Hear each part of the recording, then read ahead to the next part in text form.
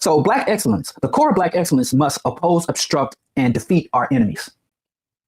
Any black person to be defined as excellent by us. Now, white folks, Asians, like you ever heard of Bob Sapp? He's one of the biggest celebrities in Japan, to the point where people were buying his pubic hairs. They would like collect his pubic hairs and sell them online. That's how much of a phenomenal celebrity. Like, he couldn't walk down the street in Japan. The black man. You can look him up. But all I'm saying is, that's their business. He come here on King Drive, walk up and down, when nobody look twice at him. So if other people want to take a random black performer, athlete, politician and say, hey, we love this guy, that's that white folks' business. But for us to define someone as our elite or our standard for excellence, the core of their mission and existence should be to expose, oppose, obstruct, and defeat our enemies. Anybody that is in cooperation or that is indifferent or neutral in the struggle for our liberation cannot be defined as black excellence. I don't care if they sling and crack rock or they got a wicked jump shot. I don't care what award, accolade status, or what their bank account or investment portfolio. If we just did that, that would render 99% of excellent blacks null and void. But if we want black, because the real thing of black excellence is to inspire us, to motivate us, to lead us, to be examples for us, and to establish us. That's the whole point of having elites. And I don't care where you find the elites, to set a new standard, a new plateau, right? So oppose, expose, obstruct our enemies. And if you don't know who our enemies are, then you can't qualify as black excellence, right? Another thing is the elites are supposed to define, construct institutions and societies. That's what they do. They define. They don't accept someone else's definition and standard. You're born into a world and they say, well, this here is the Constitution written by a bunch of pedophiles, enslavers, and colonizers. And this is the Constitution they wrote. And here, this is a university established by a slave owner. And this is our mission statement. This is a multinational corporation that runs on the psychopathic values of capitalist accumulation. And here's our mission statement. Elite says, yeah, I'm glad all that shit is cool. All that shit is good. But how do I want the world to work? How do I think the world should be governed? What components of my history, my culture, my traditions should govern the way people live, work, sustain themselves, and die? So you come up with your own independent, you meet up with other noblemen and noble women, and then you begin to construct your world because I'm excellent, I'm elite. How can I live under somebody else's rules? We got all these jokes, you live in your mama's basement. The whole fucking black world is the white man's basement. And some of us get called upstairs, and the ones that get called upstairs are the ones we call our elites, when they just went upstairs in the white man's house. And we got all these jokes for individuals. I'm sorry if you looked that up, but I know it's disgraceful. Somebody looked up Bob Sapp. Oh, yeah, that's Bob Sapp. White folks love him. I mean, Japanese folks love him. Japanese are the white people of Asia. So anyway, unless this individual, and I don't care if they're athletes, because there are athlete scholars and there are athletic scholars, whatever you do, if you have a talent, and your talents don't come from God, they come from our ancestors. They come from the DNA of your ancestors and the work and sacrifices of your ancestors and what has come from us, right? And so define reality. Power is the ability to define reality and have it act in the desired manner. True excellence, true elites define wealth. They don't earn money. The white man did not come to the Americas, and the white man got off the shores in the Americas like, look how rich this land is. From beaver pelts and timber and coal, look at all this wealth. And did he go to the indigenous people of any country he was in and say, well, where's your currency? Oh, this is what you define as currency? So I'm going to outcompete you and then earn more of this currency you create. He created his own currency, minted his own coins, defined his own value. What did the indigenous, the Arawaks, the Kalinagos, how much did they value beaver pelts? They had trade, they had markets. What was their value of beaver pelts?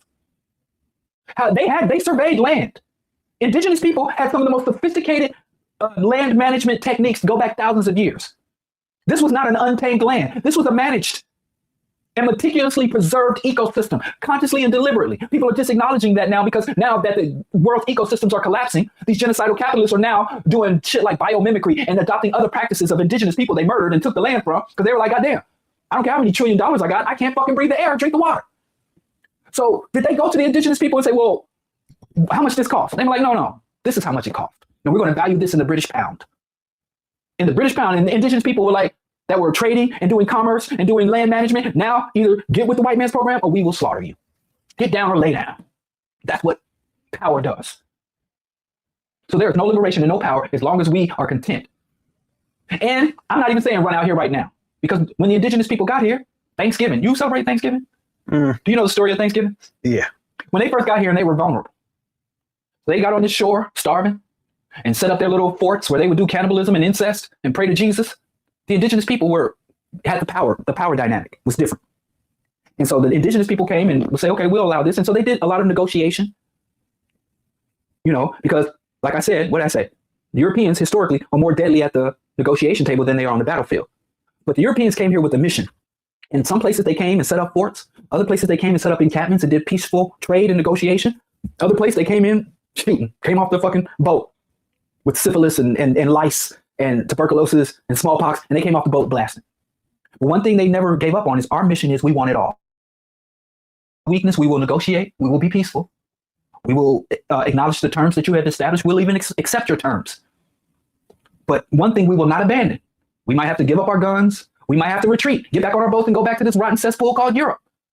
But one thing we will not abandon is our ultimate mission, which is to have it all. So what do elites do? They always conspire. They always conspire. That's that. And one thing about excellence is it's never individual. Excellence is always collective. That's the thing. A lot of these broke Negroes will look up to a wealthy black person, and the wealthy black person will be like, yeah, I'm rich. If you are a rich member of an oppressed people, then you're never truly free or empowered. They can pull the rug, and they do. We've seen it so many times. They've seen it so many times. So if you don't have, they call it the dignity of nationhood. Anywhere you go with an American passport, that means something. And it's incompetent and degenerate and backwards ass. You detain my people overseas, you harass my people overseas, and I call your diplomat to my state house, there's a thing to do. If an Australian is traveling abroad, if an American is traveling abroad, and the nation abroad does something to that particular American, then the dignity of nationhood. Because I don't care about that American. He can come back here, he can't have health care, we can sleep on the streets. But if he's got a US passport, that means something. If you can disrespect one, you can disrespect. So even Europeans, as savage and cannibalistic as they are, understand that. The dignity of nationhood. So if your people are oppressed and you have abundance, then you need to put your abundance to end that oppression because, hey, these people look like me, if nothing else. So excellence is a collective endeavor. Ain't no such thing as individual excellence. No matter how much money you have as an individual, if your people are being treated like chattel and cattle, then you ain't got shit. And like I said, one thing, a excellent elite is either in power or conspiring to undermine power. Those are the only two states of mind they're in. I'm either in power or I am conspiring for power. If you are a wealthy African and Africans are oppressed, colonized, and dehumanized across the globe, you are not in power. You are a well-kept mascot. The black elites are mascots for capitalism, not participants. So we need to go from black excellence. And that's why they came up with this black excellence shit, because black power, they couldn't play black power. Because if you come in somewhere and say, I want black power, they'd be like, oh, nigga, get out of here. Ain't no power for you. You're here to preserve my power. You're here to legitimize my power, not to get your own power. How about excellence? Oh, you can come here and be excellent. Yes, be the best CEO. You know, you can be the best accountant, the best administrator. Yes, you be excellent, but can't be powerful. And this is really an issue for us as the black masses. This is really something for us to comprehend and understand. Yeah. Well, thank you, Diallo. That was really, you got a lot of people was like, yo, Diallo, drop it.